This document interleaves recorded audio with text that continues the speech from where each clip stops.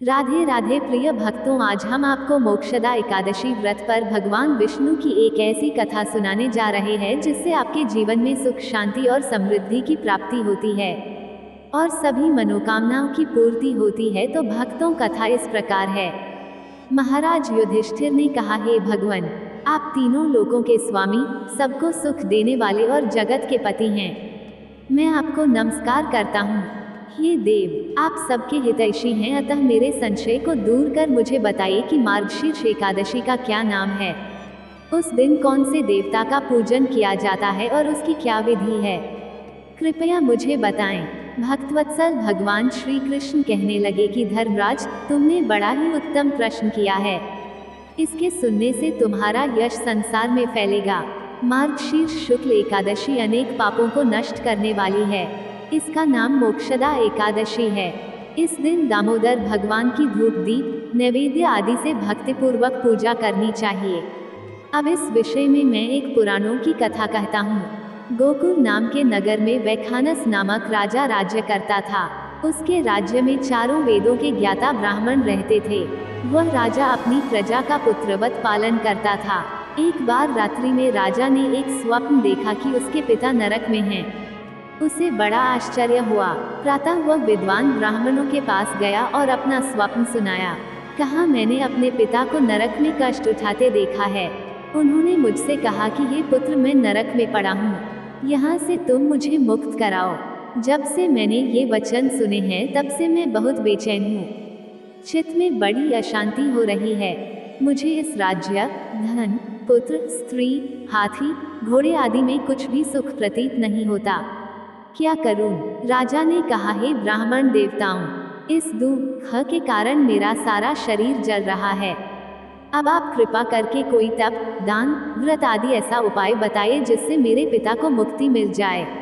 उस पुत्र का जीवन व्यर्थ है जो अपने माता पिता का उद्धार न कर सके। एक उत्तम पुत्र जो अपने माता पिता तथा पूर्वजों का उद्धार करता है, वह 1000 मूर्ख पुत्रों से अच्छा है। जैसे एक चंद्रमा सारे जगत में प्रकाश कर देता है, परंतु हजारों तारे नहीं कर सकते। ब्राह्मणों ने कहा, हे राजन, यहाँ पास ही भूत, भविष्य, वर्तमान के ज्ञाता पर्वत ऋषि का आश्रम है। आपकी समस्या का हल वे जरूर करेंगे। ऐसा सुनकर राजा मुनि के आश्रम पर गया।